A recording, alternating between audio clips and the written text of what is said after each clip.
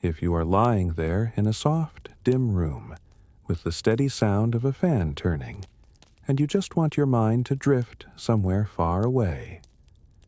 Then tonight, we will return together to England in the 19th century, when fog still rested over the stone-paved streets and gas lamps trembled in the London night. Imagine it, the sound of horse hooves fading in the distance, the smell of coal mixed with bergamot tea slipping through a narrow door.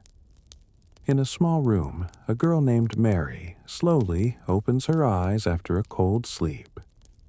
Her life is woven by countless rules, so small that no one would notice, yet they defined an entire era. The way she greets the morning, the way she smiles, the way her hand rests on a teacup. If you love stories like this, gentle pieces of the past, where history whispers and time slows down, maybe subscribe so we can come back together on other nights to other dreams. Tonight, we will listen to that story, not rushed, not forced, just layers of time unfolding like old silk. You don't have to remember anything. Just let go. Breathe. Let your breathing match the rhythm of the past. Because history, sometimes, is only a quiet dream that keeps whispering. London, 1850. The city feels like a living creature breathing slowly inside a pale gray mist. Tall chimneys on the rooftops exhale thick coal smoke that blends into the air, sharp and a little sweet. A smell that anyone who has lived here would recognize even with their eyes closed.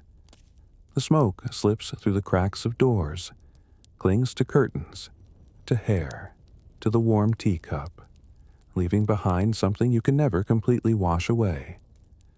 From far away, iron wheels roll over wet stone. The sound is not hurried, not fast, like the heartbeat of a city waking up after a long night. Hoofbeats mix with the wheels, echoing between narrow streets where the fog has not lifted, and gas lamps still tremble on curved iron posts. Each lamp is a small bead of light in a sea of smoke, warm and dim, like a memory of a dream not yet finished. If you stand by a window and open it just a little, the cold will spill in, carrying the faint scent of bergamot, the morning tea that Londoners love. The smell is not strong, just passing by, like a soft greeting from the new day. Inside the brown brick houses packed close together, fireplaces are being lit again. Coal crackles quietly, so soft that you have to really listen to notice. But that small sound gives the room a soul, as if it is smiling in the dark. Below, a newspaper seller calls out the newly printed Times. His voice fades in the mist and smoke. A thin housewife opens the door to take milk from the delivery man. A child clings to her skirt, looking up at the first light sliding down the street. That air, damp, cold, hazy, but alive, is the familiar breath of Victorian London. Every breath is a layer of rules, every glance a reminder. Keep order, keep quiet, keep decorum. From behind fogged glass windows, servants are already moving. They open curtains, wake the oil lamps, straighten table linens. Everything happens in silence. Only the soft pull of fabric, the touch of shoes against the floor, the ticking clock on the wall. A morning where no one rushes, but no one is allowed to be slow. A rhythm set in advance, so precise that even silence has shape. On the street, moisture clings to coat collars. A man in a long cloak walks through the crossing, umbrella in hand, eyes straight ahead. No one looks at anyone. In Victorian society, restraint was armor, and distance was etiquette. Under the veil of coal smoke, the city moves like a vast orchestra, every small sound, from a closing door to rolling wheels, in perfect time. There is no conductor, but everyone knows where to stop, how soft to speak. A light breeze moves through the alley, carrying ash and the warmth of a distant fire. At the end of the street, a small tailor shop opens its window. A young seamstress lays a bundle of linen on the table, and thin dust dances in the dim light like tiny, lost stars. Everyone in this city has their own work, yet it feels like they are all part of a hidden waltz, the music of habit, of rules, of order. On the second floor of a red brick house, Mary, a young girl, is still asleep. A thin blanket covers her. The cold touches her neck, making her curl slightly. The room is small, with a low ceiling and only one window to the street. Outside, the gas lights fade, replaced by the gray light of dawn. Mary stirs, her breathing mingling with the mist. Her world begins with the clock, with distant footsteps, and with coal smoke tangled in her hair. No alarm clock, no bright light. Just a morning like thousands of others, where every movement is as light as breath. If you are listening, maybe let your imagination rise with the smoke. Up past the roof tiles, past the tall chimneys, looking down at the small figures beginning another day. London then was not a place of noise, but a place of things unsaid, of light floating between darkness. In that smoke, you might hear the past whisper, unfinished conversations, footsteps worn into old stairs, a piece of music stopped halfway by a church bell. Everything wrapped in a scarf of mist, warm but cold, real but dreamlike. And through it all comes a strange feeling, order and loneliness. London, 1850, was a city of smoke rings, of trembling gas lamps, of Earl Grey tea mixed with coal breath.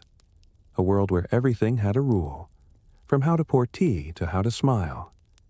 But behind those rules, small hearts still wanted to dream, to be free, to breathe just a little deeper inside the thick air. And now, as the first light touches the thin lace curtain, the city is fully awake. Gas lamps go out one by one, leaving behind a thin golden warmth floating in the air. Hoofbeats fade, smoke loosens, and Mary's room grows brighter in the mist. As the coal draws thin rings on the ceiling, we return quietly to that cold iron bed, where the girl is about to open her eyes and begin another day filled with small rituals that cannot be skipped. A Victorian morning. The early light is still as pale as mist, slipping through the worn lace curtain. In the small room, Mary moves gently. The horsehair mattress makes a quiet sound, not a creak, but a low, soft note, like an old breath inside the wood. She opens her eyes and sees the ceiling covered in a thin haze, as if the world is still floating between sleep and waking. Mary does not get up right away. She lies still for a moment, feeling the morning chill slide under her nightgown. The first sounds of the day grow clearer. The faint crackle of coal somewhere far away. The wind turning inside a chimney. And then, a thin little chime. A bell telling her the maid has lit the fire and warm water is being prepared. She sits up and lets her feet touch the cold wooden floor, so lightly that not a single board complains. In Mary's world, everything must be light. Footsteps, voices, breathing, even thoughts.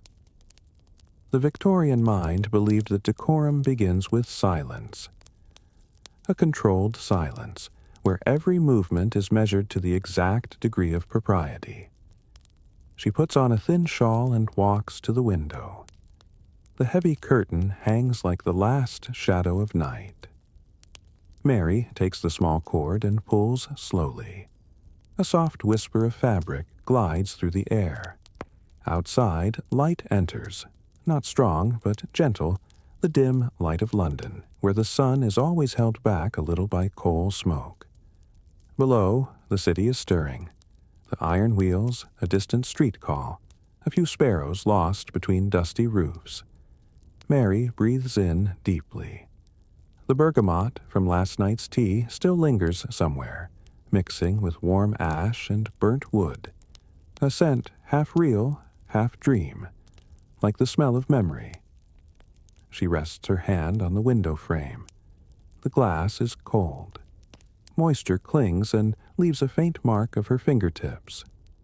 For a moment, Mary thinks of her mother, the woman who used to say, "A proper lady begins her day in silence," and she obeys. No words, no sighs, only the quiet ritual of dawn. A maid enters, tapping twice before opening the door. "Good morning, Miss Mary." "Good morning, Anna."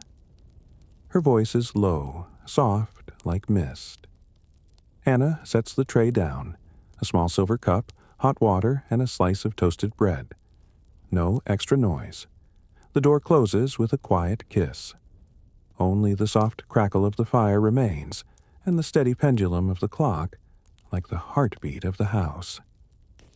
Mary washes her face with warm water, dries her hands with linen. In the mirror, her face is pale but composed. No rouge, no powder.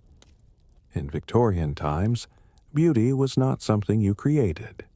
It was something you preserved, through posture, voice, and the way you never looked too long at anyone. She brings the teacup close, blows gently. The steam rises, catching the faint morning light. A small sip, warm with a little sting at the throat.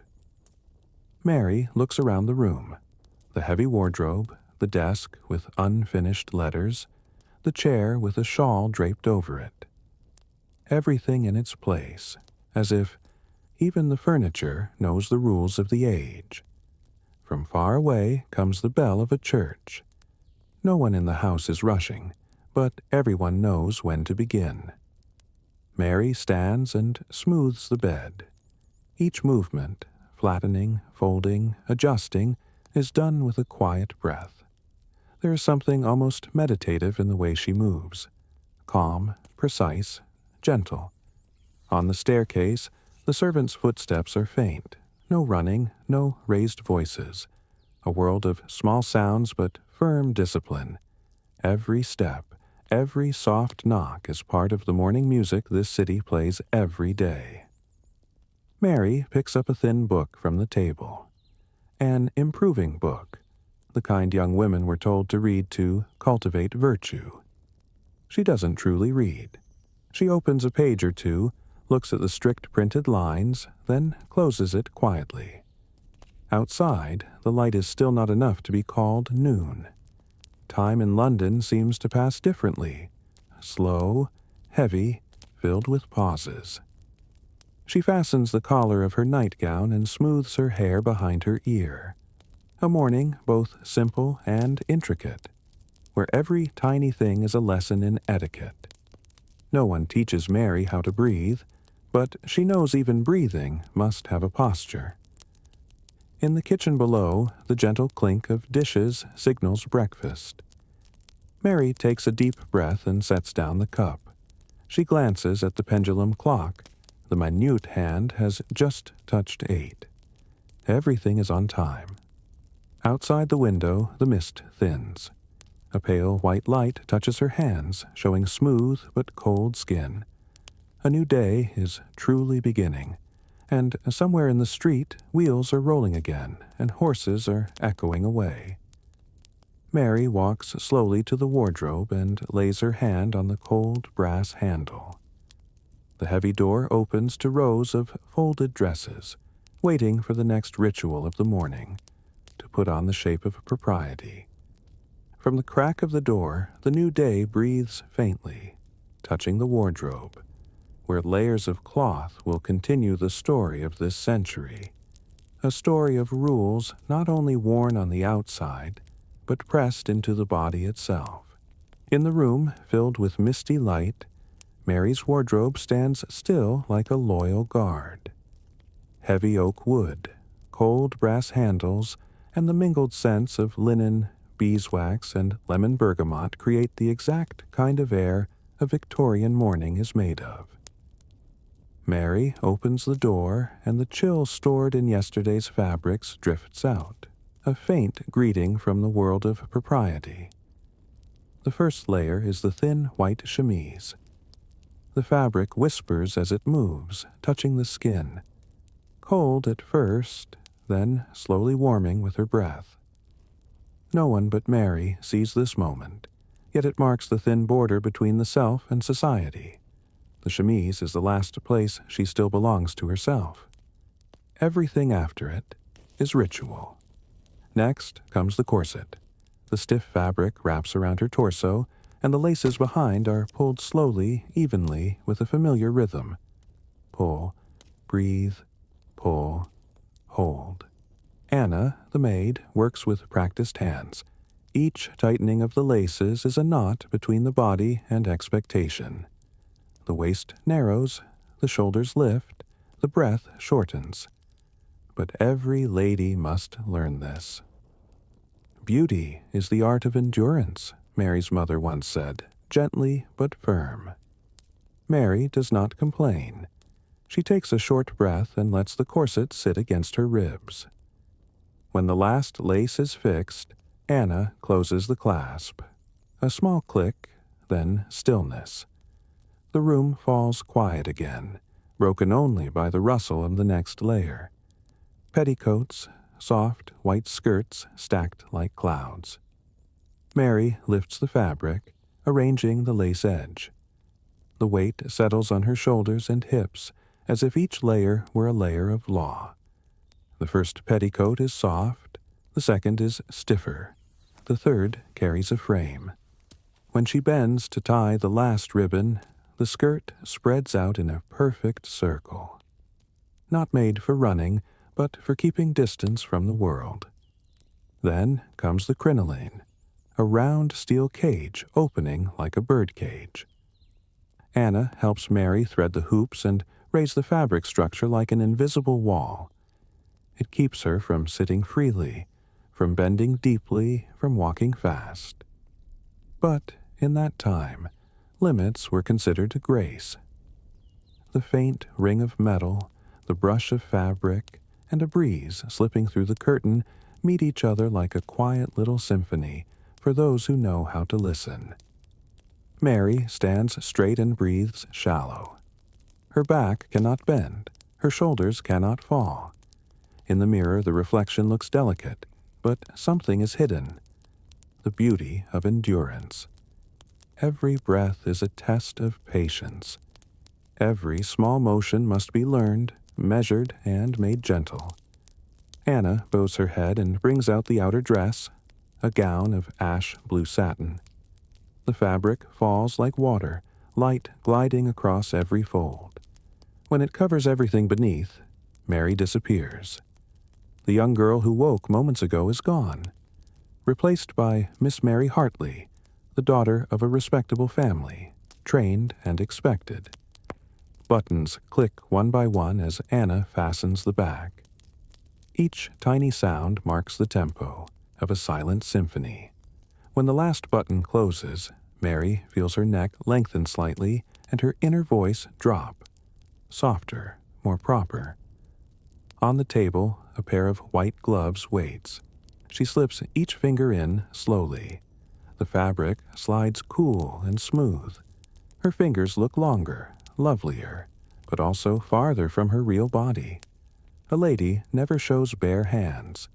Too intimate, too honest, too human. Mary stands before the mirror. A trace of lemon bergamot lingers from the tiny bottle she touched to her wrists. The dim light reflects in the glass, creating two Marys.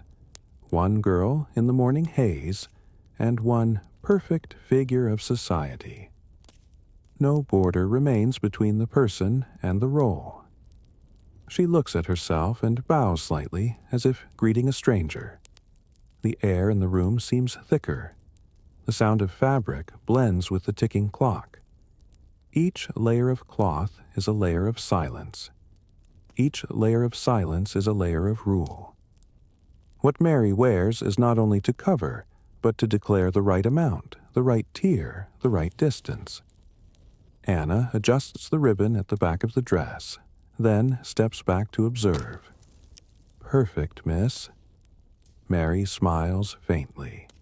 Not more, just enough to show calm satisfaction without display. A small nod, and that is enough.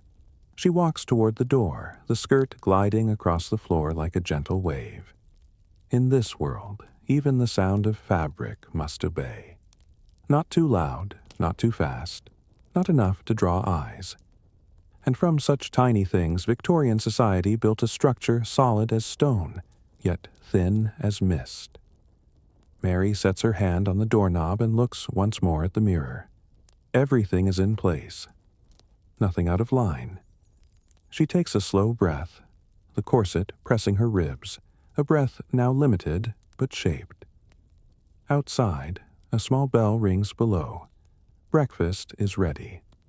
Mary bows her head slightly and fixes the ribbon at her wrist. The room still carries a faint bergamot scent, and light continues to spread slowly over the satin folds. When the last ribbon is tied, her steps will lead her downstairs, where silence continues to be fed by tea, newspapers, and soft greetings. An unbroken extension of a perfect Victorian morning.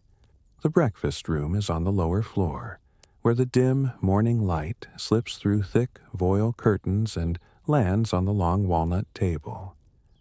The scent of black tea, marmalade, and toasted bread mixes with warm coal smoke. The familiar smell of every Hartley morning. The room is so quiet one can hear the soft rustle of newspaper pages and the gentle touch of spoons against porcelain, like the breathing of time itself. Mary enters. There are no morning kisses, no warm greetings. She bows her head slightly to her father, a tall, stern man hidden behind a folded copy of the Times. "Good morning, Father." Without looking up, he replies in a low, short voice, "Morning, Mary. You look well." It is the right kind of compliment, measured, sufficient, and needing no answer. Mary gives a faint smile and sits, her movements slow and soundless.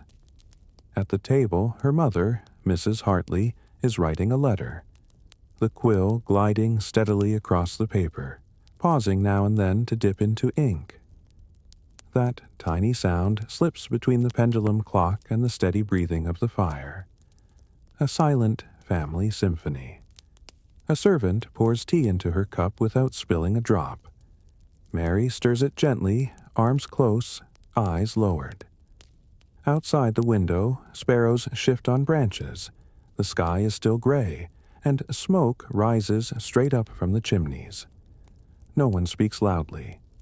In this house, words must have space between them, like rests in an old piece of music. Mary watches her father fold the paper slightly to turn a page. The dry sound, swish, swish, is steady and clean. The news, the war in Crimea, harvests, stock prices, feels far from the quiet life of this house, yet it is what interests him most. He furrows his brow as he reads, then nods, as if answering a thought inside his own mind. Mrs. Hartley continues writing. The light glints on the tip of the pen, leaving a fine silver streak. The letter likely holds greetings, polite reminders, or invitations for afternoon tea. For her, even sentences must follow rules. Every letter is a mirror of the family's upbringing. Mary eats slowly. Each piece of bread is cut with a small knife so no crumbs fall. Each sip of tea is taken without a sound. No chewing noises, no warm exhale. She remembers her mother's lesson. A lady does not only eat with her mouth, but with the silence of her hands. This atmosphere, so orderly it feels almost sacred, makes it hard to tell where ritual ends and living begins. Even the fireplace seems to breathe in rhythm, releasing warmth carefully, never louder than the clink of porcelain. Mary glances at her father. He sets down the paper, wipes his mouth, and says, "We will receive the Hartfords on Sunday." Mrs. Hartley does not look up. She simply answers, "Yes, dear." The conversation ends there, like a sentence cut shorter than needed. In this house, words are a resource to be saved. The fewer, the finer. Mary smiles to herself quietly. She understands this is how love is shown in this era, through restraint and measurement. No embraces, no holding hands, no "I love you." Just a look held long enough, or a "you look well," and that is enough. The final touch of spooned porcelain marks the end of the meal. Mary sets her teacup down, turning the handle to the right, as required. Her father folds the paper. The sound fades. Mrs. Hartley seals the letter with red wax. Everything concludes like a completed ritual, measured in silence. If you are listening, maybe picture that room. The soft gold of the firelight, the steady ticking, the thin steam rising from the tea. Everything kept in balance.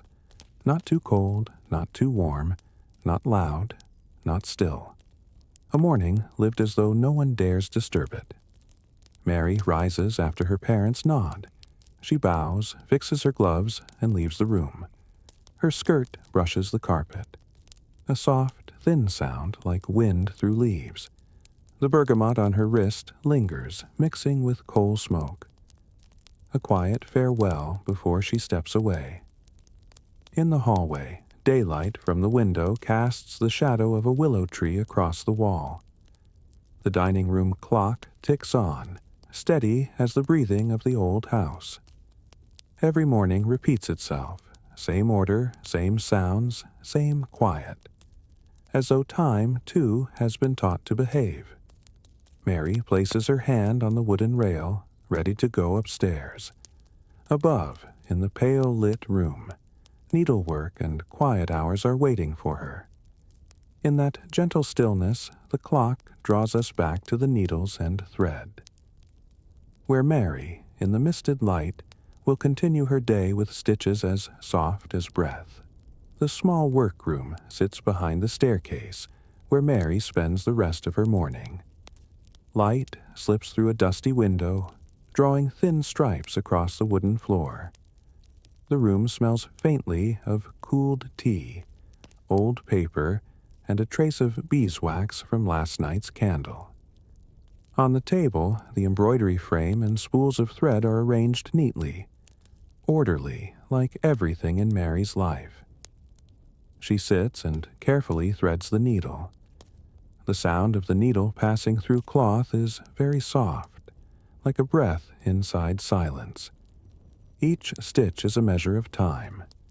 For Victorian women, needlework was not just handiwork. It was a way to keep oneself busy, contained, and proper. An idle hand was believed to show a wandering soul. People truly believed that. Mary begins stitching a small lavender sprig. She is in no hurry. Each line of thread drawn up and down is balanced between patience and quiet. Outside, the clock ticks steadily, blending with the soft rustle of cloth, forming a tiny melody only this room can hear. Beside the frame lies a book, daily readings for gentlewomen, the kind of improving book her mother always recommends. Mary opens to the middle and reads a short line. A clean soul is trained through small things. She reads it and closes the book again, as if only to confirm she is still on the correct path. In this society, every woman must prove her quietness. Footsteps of a servant pass outside the door, shoes on wood. Mary doesn't look up. She is thinking of Thomas, the young man her father calls agreeable but not yet formed. The last time they met was at a spring concert, when he stood turning pages for her. No word crossed the line of decorum, yet his look, warm, brief, meaningful, has stayed in her memory like an uncut thread. Mary tightens her hand. The needle slips. A small red dot appears on her fingertip. She presses it with a cloth, not letting a mark touch the fabric. Feelings must not spoil the stitch. In the Victorian world, even a tiny flaw was cause for shame. A good woman is one who hides what hurts the most. In silence. She exhales and continues. The stitches return to their steady pace, each one closing like an unspoken thought. Sometimes she pauses just to hear the needle tap the frame, then smiles. Even that tiny sound makes her feel she is fulfilling her duty. During those sewing hours, Mary is not truly thinking of anything solid. Her mind floats like mist, and Thomas becomes only a faint shape at the far edge of memory. A society like hers teaches people to let emotions pass without naming them. People do not speak of love. They speak of good character, proper conduct, or moral suitability. From the window, church bells ring afar. The light has turned whiter, glowing on the embroidery so the thread shines faintly. Mary stops and stretches her fingers, feeling a gentle ache from wrist to shoulder. She smiles. This kind of tiredness, at least, still belongs to her. She sets the frame aside and pours what is left of the cold tea. The steam is gone. Only the faint bergamot remains. She glances at the book, flips a few pages, and the thin rustle is like wind. On one page margin, a small pencil letter is written. The letter T. Mary notices. Perhaps someone in the house read this before her. Or perhaps Thomas on the day he visited the library. She smiles softly, but doesn't allow the smile to stay. Here, even an expression can be too personal. She closes the book and returns to stitching. Any feeling, if it must exist, must live between the threads, quiet, durable, and harmless to anyone else. In the room, the pendulum clock keeps time. Tick, tock, tick, tock. Not fast, not slow. Time in this house seems to understand rules. It does not run. It waits until a stitch is finished, a sip of tea is done, a thought is folded away, before letting the next minute pass. Mary lifts her head and looks out. London is still gray, but the light has softened. The morning passes in silence, like a piece of music without a refrain.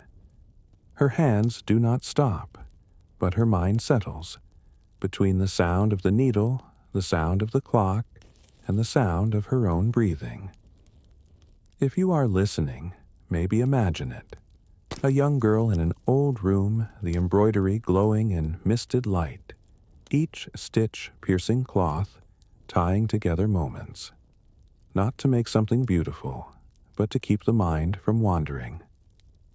Then a small bell rings from far away, a clear sound announcing that morning call is near. Mary sets the frame down, smooths her dress, and rises. She looks around the room once, everything calm, tidy, quiet, as if no emotion ever lived there.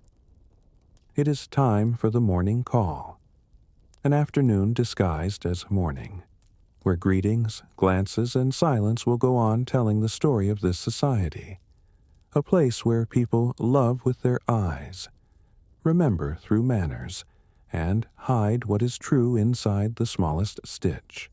The small bell rings a second time. In the Hartley house, that is the signal for the morning call, the briefest and most ritualized visit of the day. Mary checks herself in the mirror once more. Hair smooth, dress flat, gloves without a crease. Every detail must be exact, because the next 15 minutes are not just a social visit. They are an examination of composure. Anna brings in a silver tray with calling cards laid neatly on top. Each card has a name printed in pale black ink with a faint gold border. Miss Mary Hartley. The letters slim and refined, not ornate but elegant. Mary takes 3 cards, just enough for the morning. The silver tray touches the table with a soft note, like the first sound before a silent performance begins. Outside, the carriage is waiting. Mary steps in, her skirt brushing the door frame. The coachman bows without a word. The horse moves, iron wheels rolling over damp stone, making that distant, familiar sound. The morning wind slips through the carriage curtain, carrying moisture and a faint scent of tea from nearby shops. The first visit is to the Woodrow house. The large blue door opens, closing softly behind her. The old butler takes her card from her hand, sets it on another silver tray, then bows to invite her into the drawing room. The gesture, the exact angle of the bow, the lack of eye contact, the lack of touch, is the standard ritual of every call. The Woodrow drawing room glows softly in cream and pale gray. The hostess rises from her seat and offers a smile measured to perfection. "So kind of you to call, Miss Hartley." Mary answers in the expected gentle tone. "It's a lovely morning, Mrs. Woodrow." Though outside the sky is thick with clouds. In this world, politeness does not require truth. Only the right rhythm, the right tone, the right smile. They sit across from each other. On the table, tea gives off a lazy steam. A maid stands a few steps away, ready to refill cups at once. The conversation circles around weather, Mary's mother's health, and the coming rose season. Every sentence is woven like a thread, thin, soft, but held together by custom. After a few minutes, Mrs. Woodrow asks gently, "And how are you finding the new pianoforte?" Mary smiles. "It sounds very well, though my playing could improve." A perfect answer, modest but not self-effacing, allowing the expected reply. "Oh, but you always play so gracefully." And the conversation closes in perfect symmetry. The wall clock gives a single, soft strike. Mary knows the time has passed exactly 15 minutes. No more, no less. In the unspoken law of Victorian calling hours, staying longer is impolite. Leaving earlier is cold. Precisely 15 minutes is a symbol of balance, measure, and worth. Mary rises and bows lightly. The farewell needs no length. "It was lovely to see you, Mrs. Woodrow." "Always a pleasure, my dear." No one says goodbye. That word is too final, too personal. The door closes softly behind her, leaving a faint trace of lavender in the air. The carriage moves again. Mary looks outside and sees other ladies stepping from their own carriages. Wide skirts, white gloves, walking in the same pace. London, during the morning call, looks like a slow dance. Each woman moves in her own orbit, never touching, never off-beat. The second house belongs to the Mayfields. This time, Mary only leaves her card and does not enter. A drop call, as they call it, the way to show regard without spending the full 15 minutes. The butler accepts the card, bows, and Mary turns away, her skirt brushing the stone steps. Not a word spoken, yet the message is complete. The morning passes in that rhythm, arrive, greet, praise, depart. The carriages meet and part like waves. In the air, clocks around the city ring against one another. Each strike a reminder that this order still holds. When Mary returns to the Hartley house, daylight is stronger. Light falls through her glove, giving her hand an ivory glow. Everything has happened on time, in measure, and in accordance with form. Nothing memorable. And that is the ideal. She steps down, the wheel stopping exactly in place. Anna opens the door, silver tray in hand, ready to collect the 3 used cards. The soft touch of card on metal is the final sound of a flawless morning. Mary removes her gloves and exhales slowly. In the breeze, coal smoke meets rose scent, half street, half home. She glances down the long road where the fog has not fully lifted.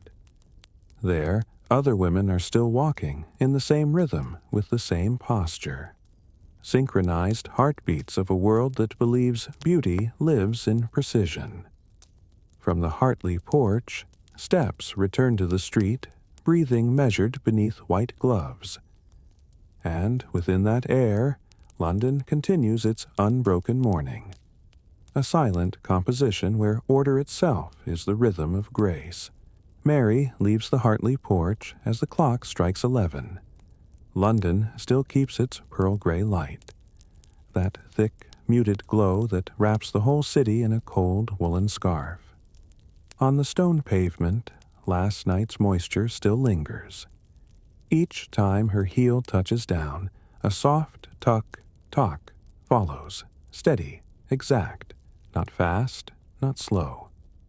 A Victorian lady's walk is not to get somewhere, but to be seen. Every step is an extension of upbringing, of dignity, of family honor. People believed a modest woman could be recognized simply by the way she crossed a street. So Mary keeps her spine straight, chin slightly lowered, eyes not looking forward but drifting gently downward. Enough to see the path, not enough to send a signal. On Kensington Avenue, carriages line in a quiet procession, iron wheels rolling over damp stone, like slow bars of time. A light wind slips under her skirts, making the layers sway with a breath-like sound. A gentleman passes by, top hat tipped in greeting. Mary answers with the smallest nod. No smile, no pause. Courtesy at the thinnest, exact edge. In this era, a wrong glance could crack a reputation. A smile too brave could be repeated in every salon by tomorrow, as if it were a scandal. So Mary learns to stay inside the silence of her steps. Wind brushes her hair, but she does not adjust it. Her white-gloved hand stays closed around her reticule, shoulders level, gaze calm. Two young ladies walk across the street in dresses like hers. They whisper something and then laugh. And that laugh is swallowed at once, as if they had crossed an invisible line. For in public, a loud female laugh is never considered beautiful. It breaks the order of fog, of wind, and of expectation. Mary stops before a bookshop window. The glass shows her reflection, a calm face with distant eyes. Inside the display, poems by Tennyson and household words sit in neat stacks. She glances at the titles but does not linger. A lady should not stand alone in public more than 10 minutes. Waiting itself can be misread, they say. A stronger wind sweeps the street. Mary's small hat tilts, brushing her collar with a soft scrape. She holds the strap, bows her head, and lets the gust pass. The hem of her dress lifts, lace trembling, but she stays still, as if trained to resist even nature with poise. When the wind fades, she straightens the ribbon on her wrist and walks on. Each step like neat brown ink, round, even, never crooked. A shoeshine boy rushes past, calling for customers. Mary does not answer. She only shifts aside gently, eyes still lowered. In her world, ignoring can be its own form of courtesy, if done softly. No need to show disdain, only to keep the air from falling out of order. Far off, carriage bells, wheels over bridges, and the faint call of a flower seller. Fresh blooms, 2 pennies, assemble themselves into the background rhythm of the city. People move as if acting in the same play. No one speaks loud. No one laughs long. No one reveals. All faces wear the peace of those living inside a frame. Mary crosses the street. Her skirt catches on her heel. She pauses to fix it without expression. A young gentleman on the opposite pavement stops as if to help, but only bows. Between them lies the distance of etiquette, of all the things never to be said. Mary gives him one brief look, one breath's worth, then bows her head and walks on. As she passes an iron fence beaded with mist, the wind brings the scent of coal smoke and faint lilac. Two smells, sharp and sweet, touching each other in the air like two halves of the same era. A world both romantic and restrained. Mary knows she belongs to both, a girl who can dream but never allowed. Along the long street, people greet each other with tiny smiles and measured nods. No one is truly close, but everyone knows their role. London, in this drowsy noon, is not only a city, it is a vast classroom in restraint. Mary stops at a corner. The bells of St. Mary le Beau ring through the mist, each note dissolving into the fog and the wind moving along her skirts. She lifts her gaze, and the rare sun slips through smoke and touches her eyes. It makes her smile, not from happiness, but from the quiet knowledge that she is playing her part correctly. If you are listening, maybe picture that street. Skirts like floating bells, black umbrellas, footsteps in line. People walking as if afraid to break the air. No one speaks a name, yet everyone belongs to the same world, where silence is a language, and distance is a grace. Mary turns down the small road that leads home.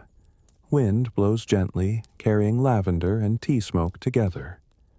In the distance, the afternoon starts to lean over the rooftops. London softens, as if the city too is exhaling after holding itself still for so long. When night draws its curtain, candlelight will bring us to a room of music, where the rules still exist, but will soften under the sound of strings, the turn of pages, and the silent presence of someone still standing behind. Thomas. Dusk has settled, and London's fog drops like a thin veil over the streets. Gas lamps are lit, trembling gold in every window. In the Hartley drawing room, candlelight shimmers over silk dresses, lace hats, and the soft laughter of guests gathered for an evening of music and company. Mary sits at the grand piano, her hands light on the keys as she tests a chord. The sound is smooth and clear like a bead of dew, rising and fading into the high ceiling. Beside her, Thomas stands with Mendelssohn's Songs Without Words in his hand. Candlelight settles on his face, deepening his eyes, quiet, steady, carrying a feeling only a person in love could hide so well. The room hushes. Talk falls away until only the far crackle of the fire remains. Mary begins the first piece, a gentle andante, slow and deep. Her fingers glide over the keys like a hand on still water. Thomas stands ready, following the flow, prepared to turn the page. The gesture is simple, but so intimate that only the two of them can feel it. Whenever Mary's hands pause, Thomas leans in and turns a page, the sound no more than a breath. For a heartbeat, their eyes meet. So brief, not even a second. In this society, a glance like that can be a confession if it happens 3 times in one evening. And this is the second. The guests listen in silence. Mrs. Hartley gives a small, pleased nod. No one says it aloud, but everyone knows evenings like this are where the young exchange public signals, where music is the only language the heart is allowed to speak. Mary reaches the transition, her left hand dropping into a deep chord. The keys vibrate like the breath of someone holding back feeling. Thomas watches, his hand hovering near the next page, long fingers touching the paper's edge.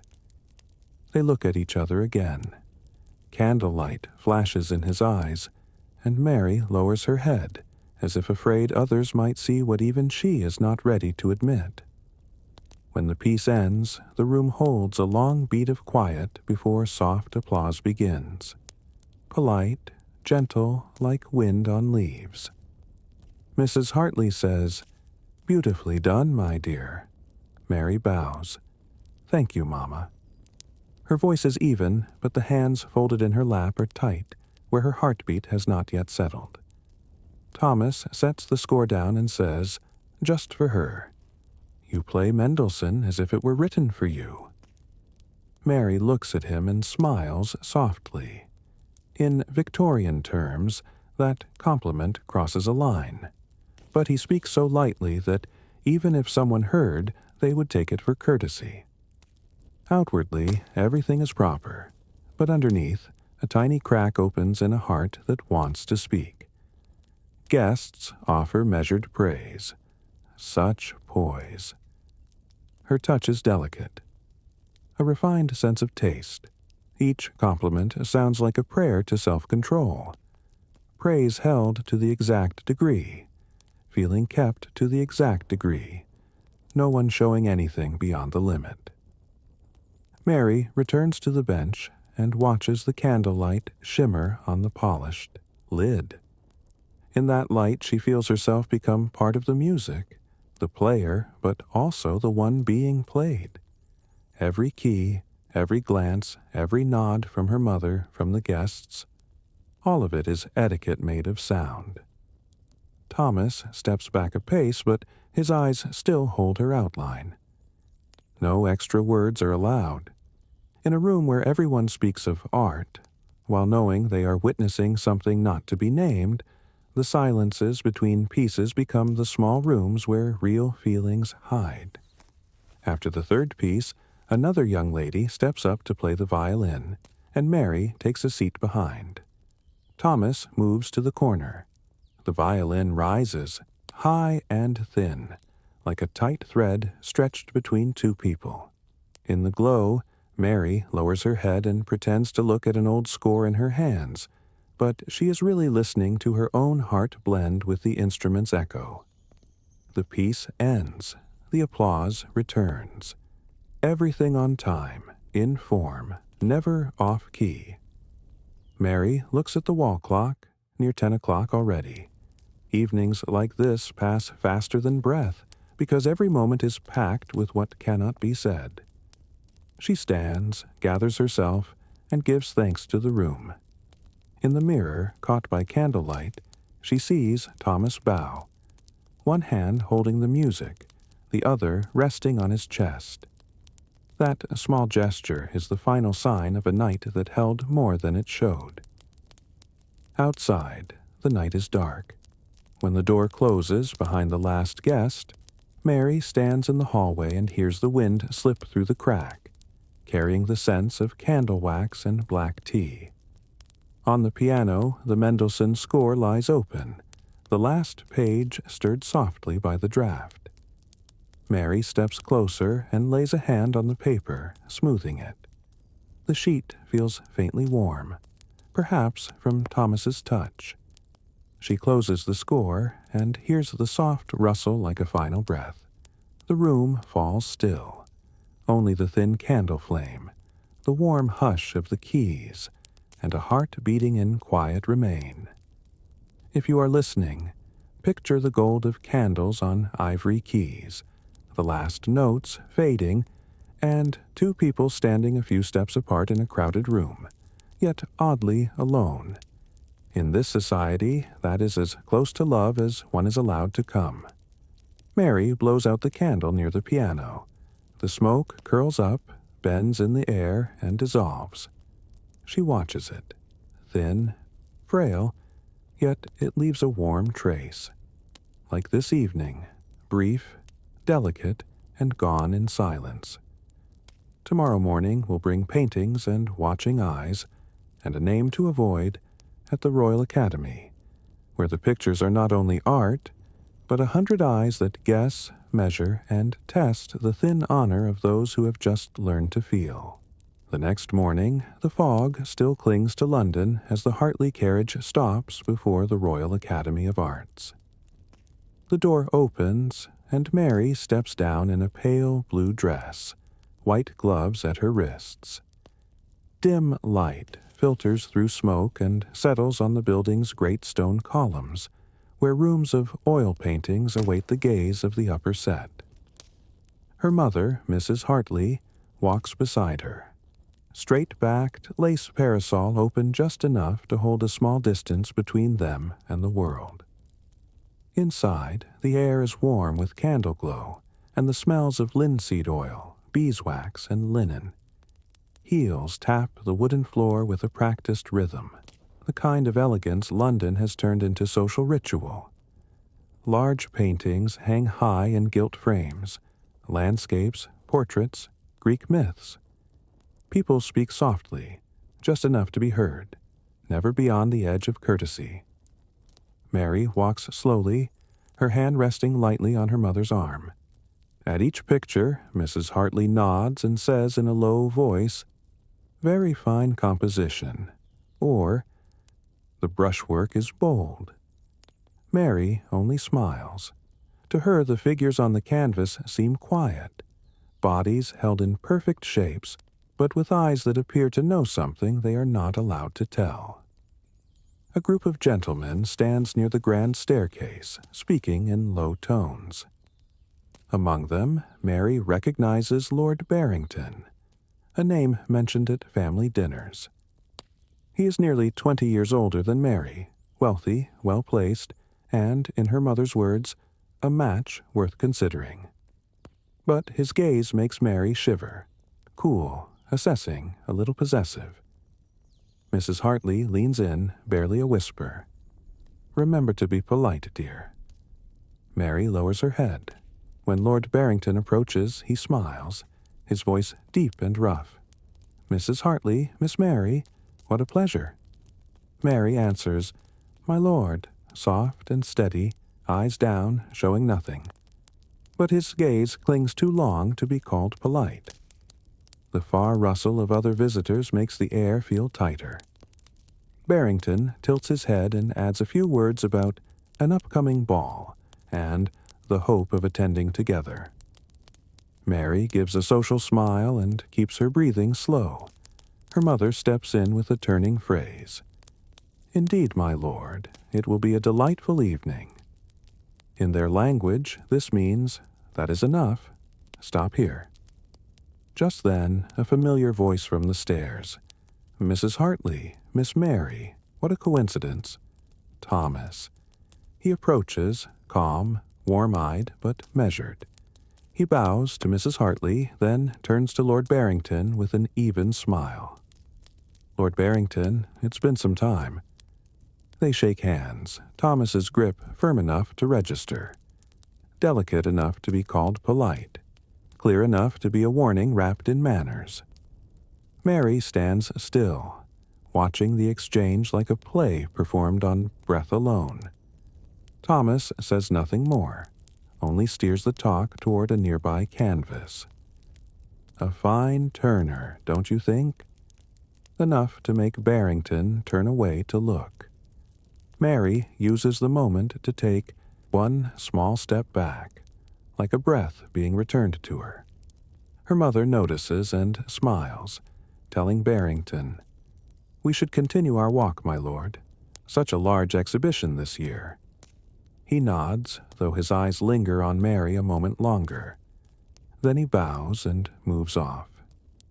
Only when his figure slips behind a wall of paintings does Mary allow herself a full, quiet breath.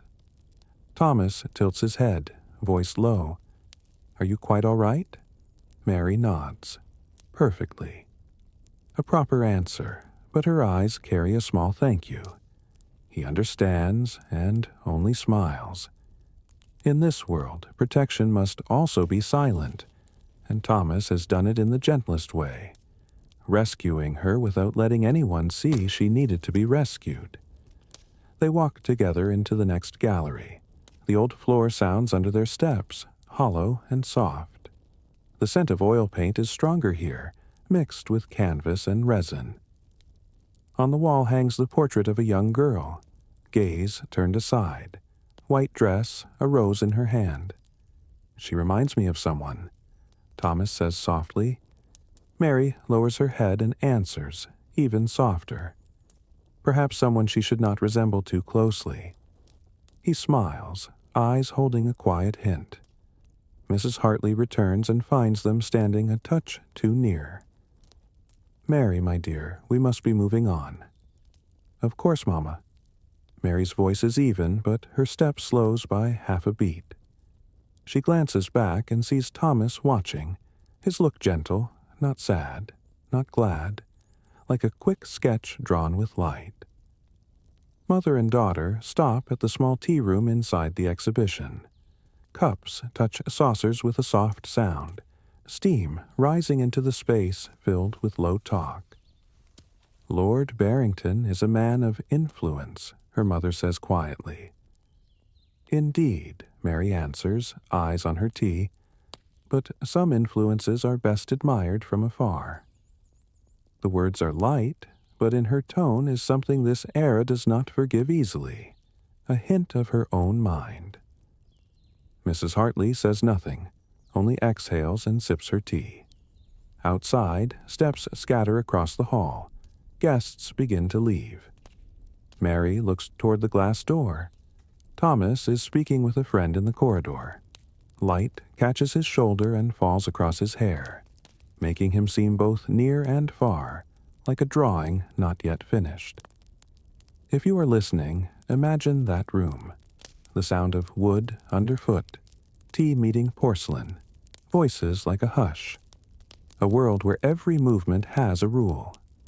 And yet, between those rules, there are glances that last only a heartbeat, feelings that live for a few seconds, then fade like tea steam dissolving in the air.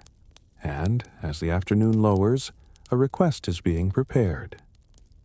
Thomas's request, from someone who understands that in a society where everything must be asked for before it can be loved, even a proposal must be wrapped in the silence of good manners.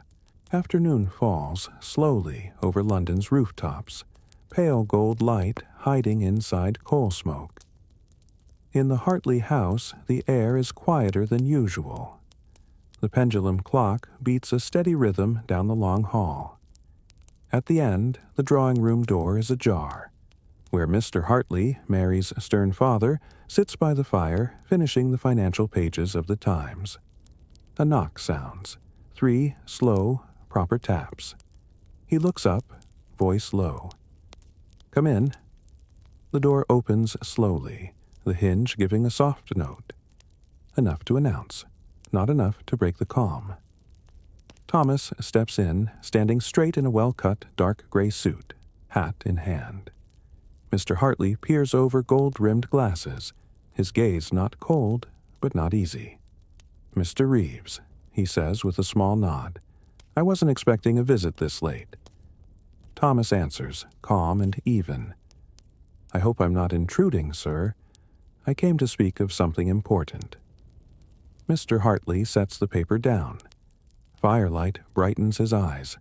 The flames breathe steadily, their glow caught in the side of a teacup. A long pause follows, a silence that weighs a man. Sit down, Mr. Reeves.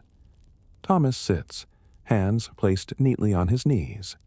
Firelight turns his eyes to a bronze shade. His voice is low, restrained but clear. Sir, I have had the privilege of knowing your daughter for some time. Her kindness, her grace, they have come to mean more to me than I can rightly express. I wish to ask for your permission to marry her. The room seems to hold its breath. Outside, a carriage fades down the street. A light wind touches the window glass. Mr. Hartley is silent, his eyes fixed on Thomas. Then he lifts his teacup, takes a sip, and sets it down with a soft, round, final sound. Mr. Reeves, he says, you are a man of respectable standing. But you understand, I must consider not only affection, but stability and reputation. Thomas nods. I would expect nothing less, sir. I can assure you I have both the means and the intent to provide your daughter with a life of dignity. Not luxury, perhaps, but peace and devotion. Said in a voice neither high nor low, the words carry real weight. No promise of gold, no promise of rank, only quiet peace. In that society, such a vow is rare.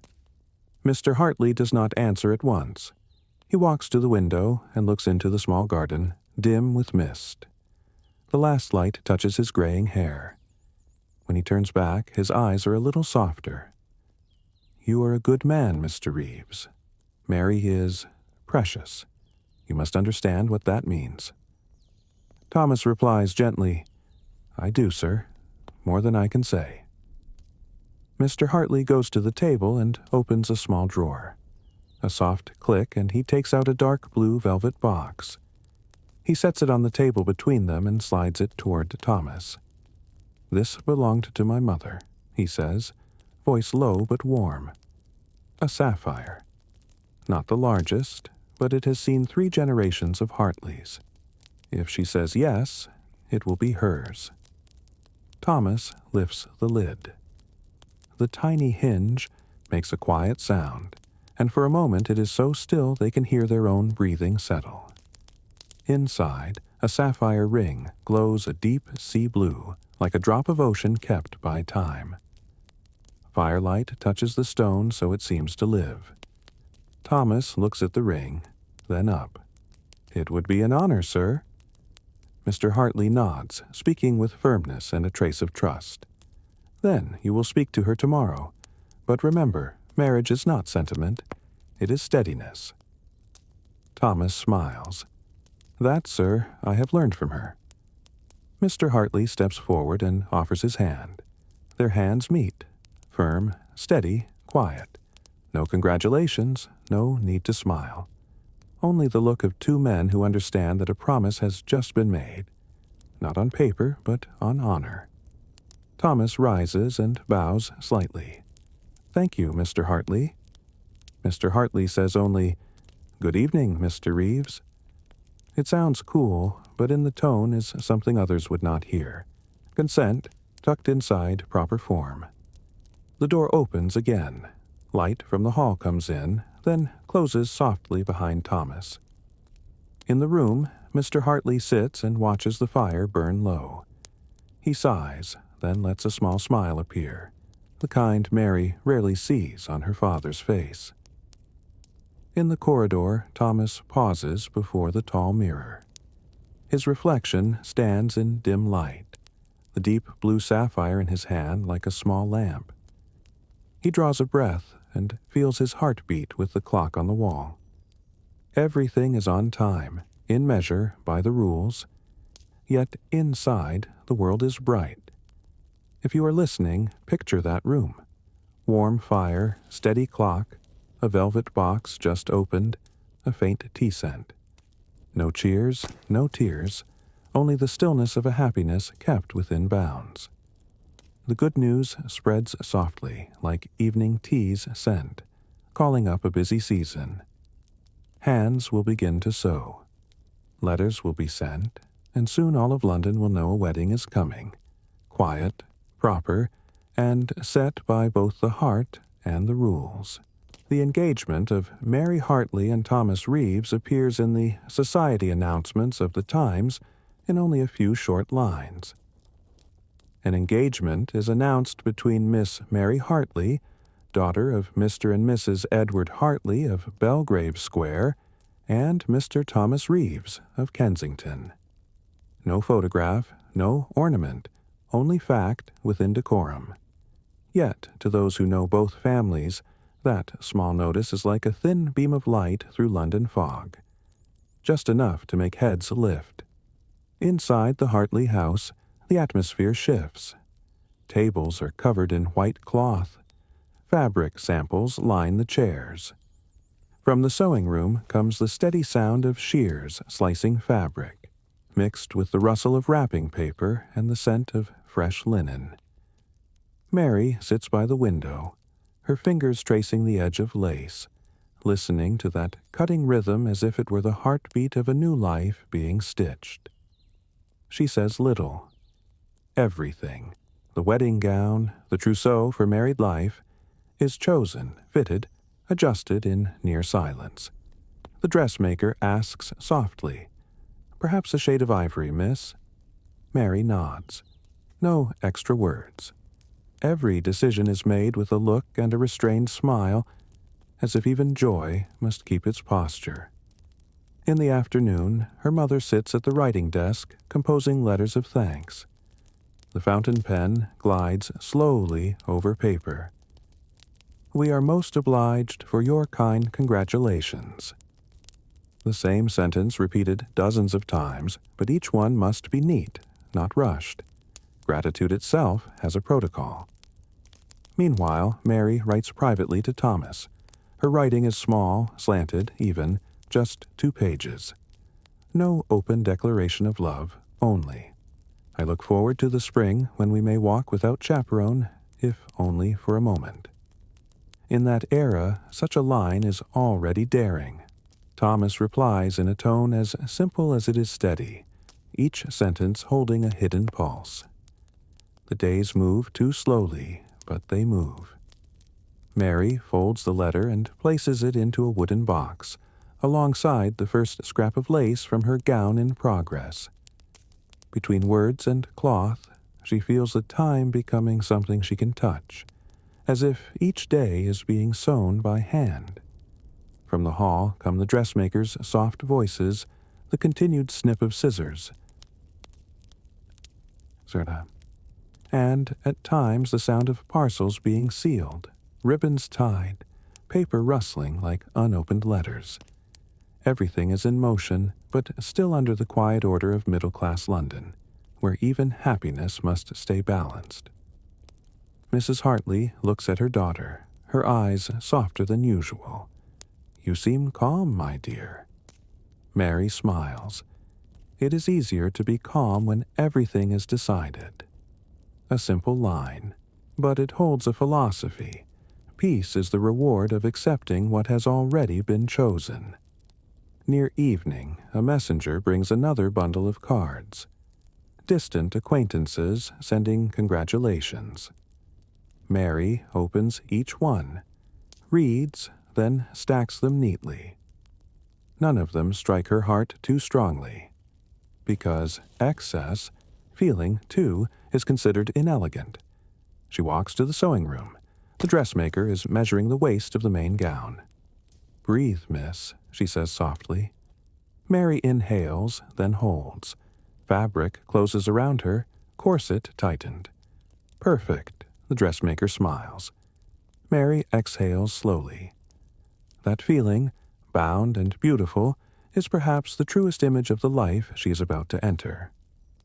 By the window, the last light touches the rolls of white lace, making them glow like quiet rivers. Mary looks into the garden. Lavender has faded. The wedding season is near, winter is withdrawing, and inside her something feels both steady and fragile. That evening, her parents discuss the settlement.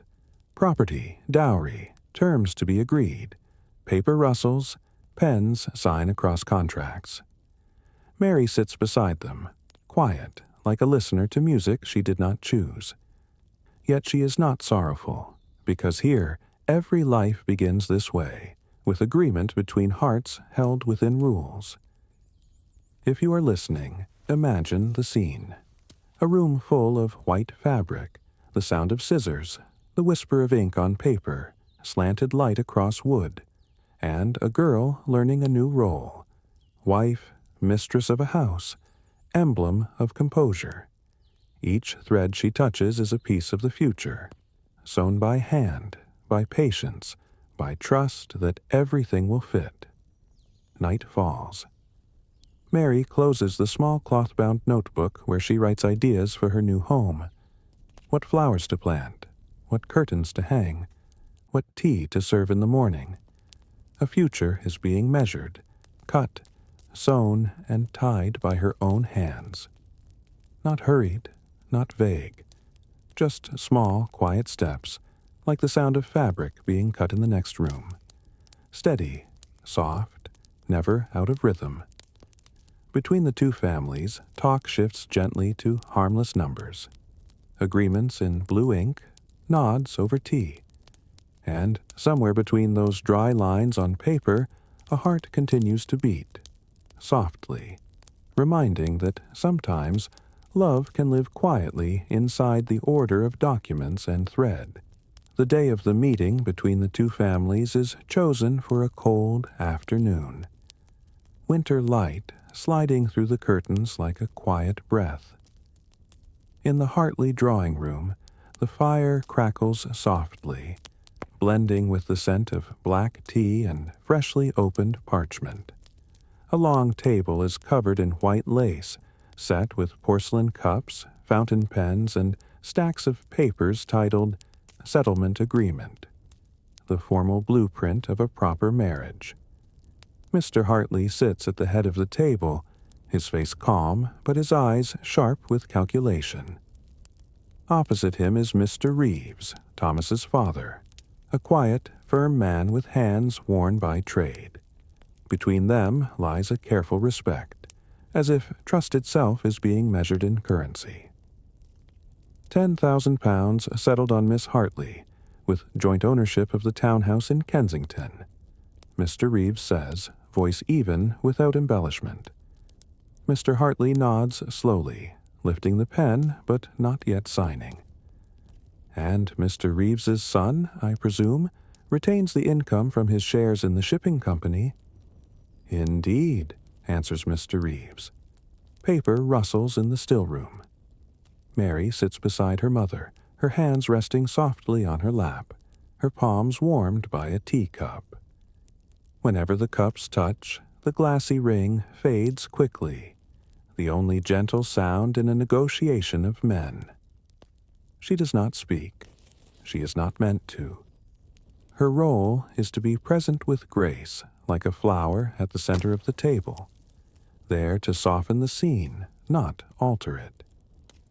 Mrs. Hartley sometimes touches her daughter's hand, as if to remind her this is how marriages are made, with paper, not with tears.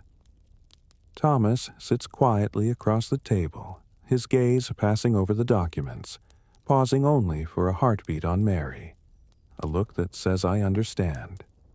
He does not interfere, because he knows, as she does, that their love must walk behind the agreement, never ahead of it. A servant brings more tea and sets the tray down. Silver touches porcelain with a soft ring, and the scent of Earl Grey rises. Both fathers pause to sip, as if leveling the weight of numbers with calm. They are not opponents, but they are not indulgent. This negotiation has no winners, only the balance of honor. Beside them, Mary watches the fire waver. In the glow, she sees the contract's letters reflected on the wall. Strict, cold, but not frightening. They are like the steel frame of a house. Not pretty, but required. So love does not collapse under the weight of the real world. Mrs. Hartley asks quietly, "Shall we set the date then?" Mr. Reeves checks his watch. "The 3rd week of May, if agreeable." Mr. Hartley replies, "That would be suitable." 3 nods follow in near-perfect unison, as though even the wedding date is chosen not by affection, but by reason's rhythm. Mary feels her throat tighten, but not with sorrow. She knows all this. The money, the terms, the dates, is simply the language of adults. What truly matters lives elsewhere. In Thomas's letters, in the way he watches her play, in the breath he held when he asked permission. Paper cannot record those. When all is settled, Mr. Reeves signs. Mr. Hartley follows, each stroke gliding quietly on the page. A sound small, but echoing deeply for the young. Mary looks at the paper, the 2 signatures aligned, and thinks how binding can look graceful when written in trust. A servant brings wine, pouring it into thin crystal. Firelight flickers inside the deep red glass. When the 2 men raise their cups and they meet with a soft chime, It sounds like the final seal. "To their happiness," says Mr. Reeves. "To their peace," says Mr. Hartley. They drink, flames trembling in their eyes. Mrs. Hartley turns to her daughter with a faint smile. "Everything is arranged, my dear. You may breathe." Mary nods and inhales gently. It feels like loosening an invisible corset, light, yet leaving a faint mark. She understands now that her life will be shaped not only by love, but by the terms written in trust. When the families leave the room, their footsteps fall softly on the wood, and the fire burns lower. On the table, the signed paper still holds the warmth of hands. Outside, fog descends again, blurring windows. London seems to hold its breath, waiting for another morning. White, quiet, filled with flowers. If you are listening, imagine that room. 2 fathers, 2 pens, a silent fire, and 2 young people learning how to love inside a structure. Everything in its place, measured, without laughter or tears. And yet beneath that precision lies something very human. A promise that speaks not in words, but in the warmth of tea and flame. And soon, a white morning will come with church bells, where every promise made tonight will be spoken aloud, not in ink, but in trembling voices before God, before the world, and before their own hearts. That morning, London is white like a dream. The air is still, mist lifting slowly from the gray stone roofs. The bells of St. George's ring in full, rounded waves, carrying across the damp streets. The scent of roses, lavender, and a faint trace of soap lingers in the cool air. A white-draped carriage stops at the wide steps, and Mary, in a gown styled after Queen Victoria's, steps down. Folds of silk brushing through the breeze. The gown is pure white, a color few dared before Queen Victoria, made of satin and Chantilly lace, heavy yet soft. Light passes through the fabric, so she seems faintly lit from within. At her wrists, long gloves tied with small bows. A veil rests over her hair, thin as morning mist. Silk whispers against stone as she climbs the church steps, accompanied by the echo of ceremonial footsteps inside. Within, a distant choir hums and the organ joins, the sound rising into the high vault like the breath of a century. Guests stand along the aisle, dresses rustling, candles burning quietly. The smell of beeswax and flowers fills the room with a solemn peace. Thomas waits at the end of the aisle, steady but slightly bowed, hands joined. When Mary enters, time seems to slow. No one speaks, no sound interrupts. Only her footsteps on stone, small, even, counting the heartbeats of those who watch. They stand together before the altar. Colored glass casts shades of green, red, and gold onto her gown. The clergyman's voice rises, deep and even, the ritual known by generations. "Do you, Thomas Reeves, take Mary Hartley to be your wedded wife?" "I do." "And do you, Mary Hartley, take Thomas Reeves to be your wedded husband?" "I do." Mary's voice is soft but clear, like a fine thread binding them by sound. Thomas opens the dark velvet box, faint click in the stillness. The sapphire inside burns a deep blue, the same heirloom his father received. When he slides it onto her finger, the stone catches the light, like a drop of sea trapped in flame. The church holds its breath. Then the choir begins, Mendelssohn's Wedding March, slow, full, weighted with feeling.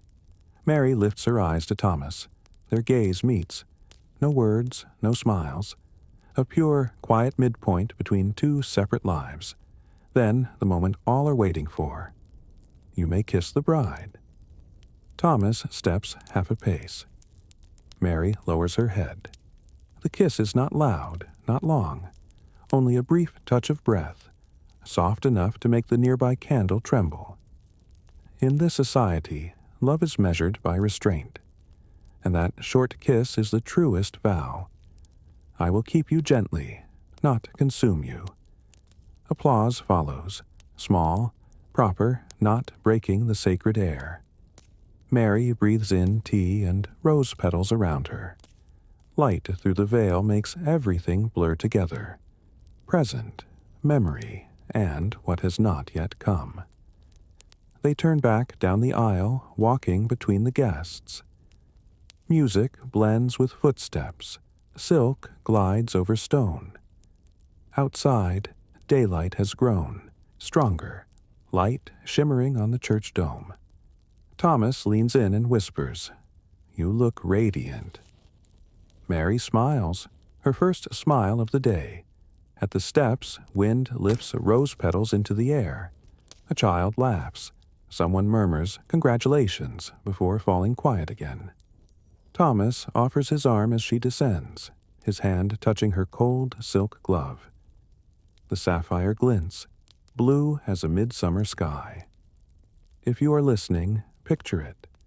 Bells ringing far away, wind carrying flowers, and two people standing between worlds, just leaving ritual, just entering life.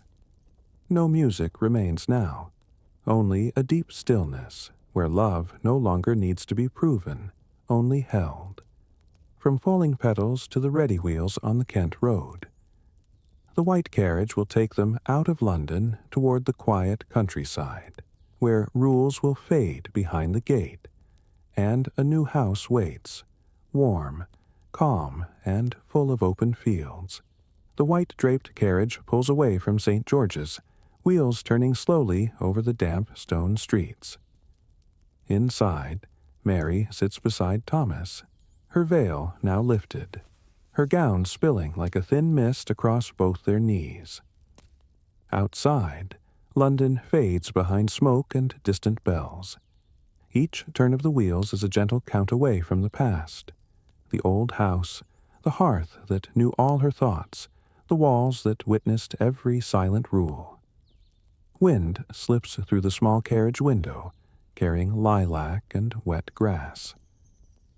The sky shifts to the amber of a Kentish evening, light settling over fields and hidden houses behind low hills. The birds' final calls fall thin across the horizon, like the last line of the day. Mary leans her head slightly, watching the scenery slide away, her mind as still as a quiet lake. Thomas barely speaks the whole ride. He doesn't need to. They have long learned the language of silence, a language people of restraint can share through a single glance or a gentle hand.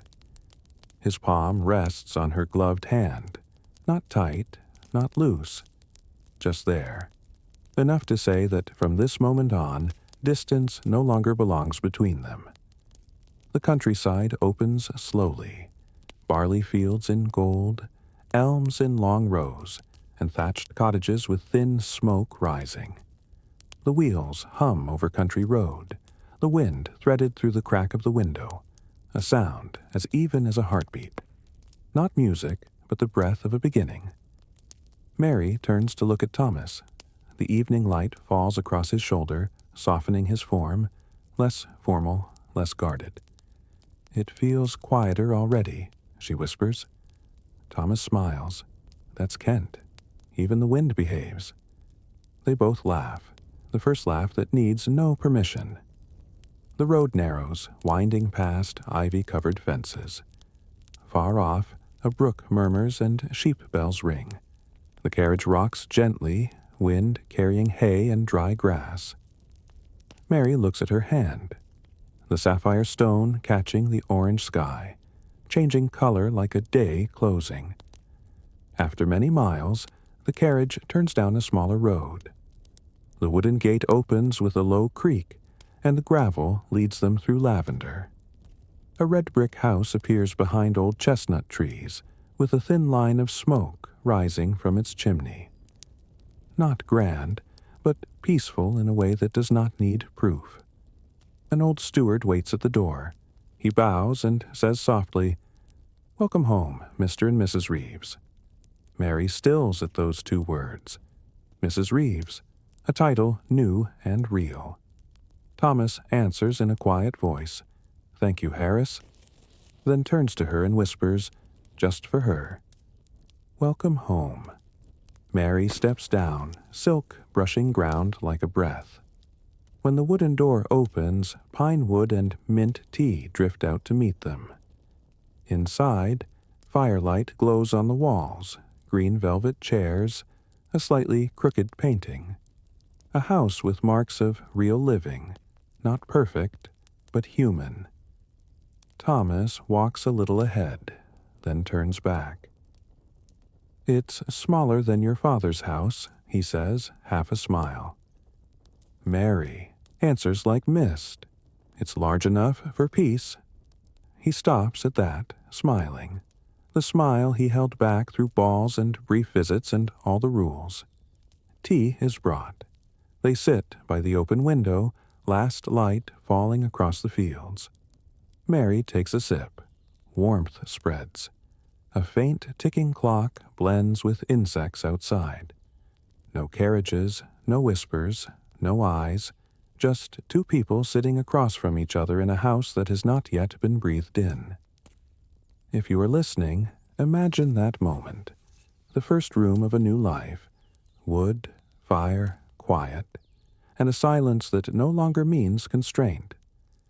It is not a rule now. It is a mutual yes between two hearts that have stopped fearing. Mary stands and looks out. Night is slowly swallowing the fields. First stars tremble faint in the sky. Birdsong has slipped away. She murmurs, almost to herself. It feels like the world has stopped holding its breath. Thomas comes beside her, hand on her shoulder. "Then let's do the same." They stand without speaking. Night slides in, soft, cool, round like a closing hymn. Mary closes her eyes, hears Thomas breathe beside her, the clock striking 9, and for the first time in her life, she does not feel bound to any rule at all. The door opens, and Night sets its hand on one's shoulder, saying, "Rest now." Outside, the Kent fields lie calm, lavender moving with the wind. Inside, the two sit by the fire, the flame low like a settled heart. Not blazing, just glowing. Enough light for a life to begin.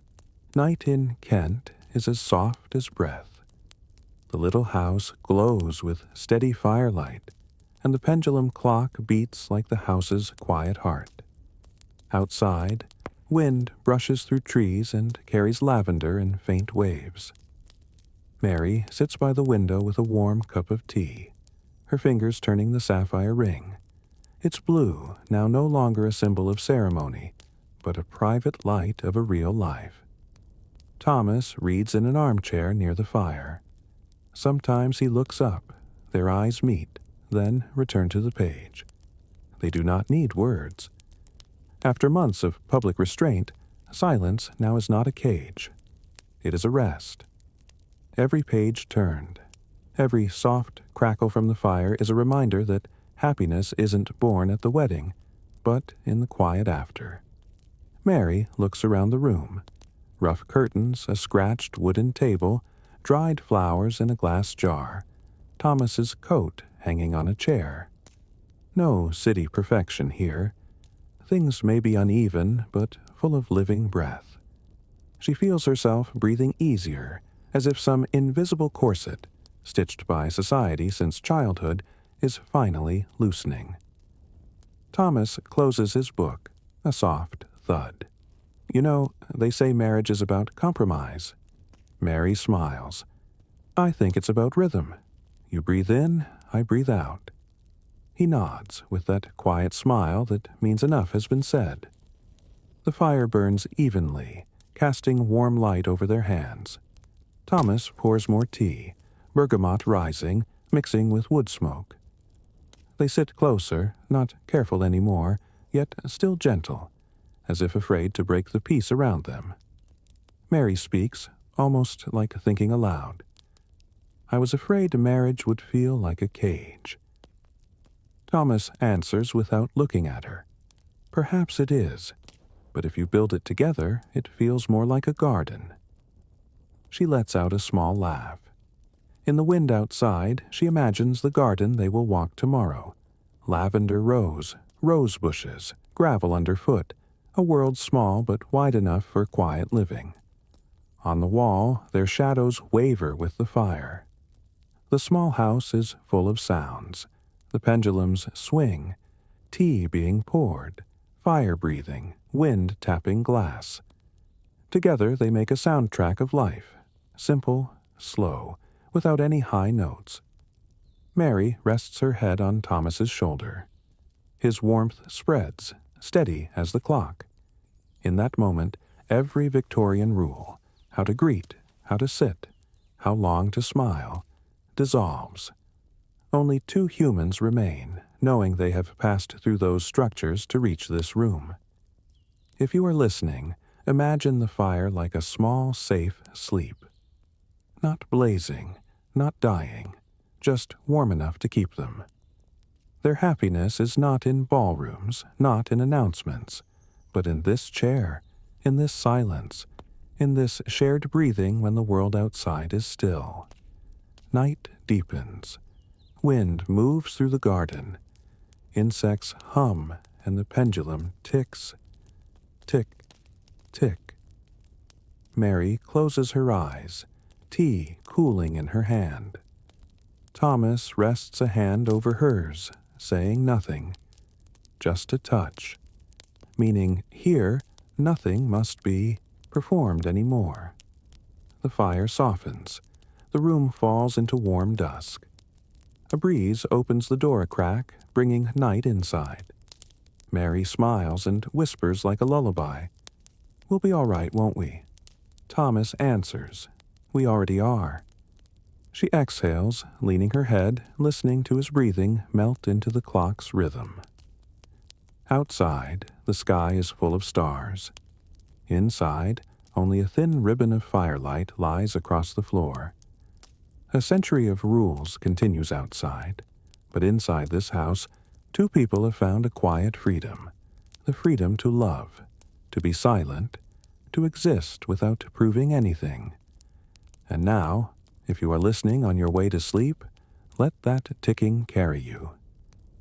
Breathe in, breathe out. You don't need to understand life. Just allow yourself to rest.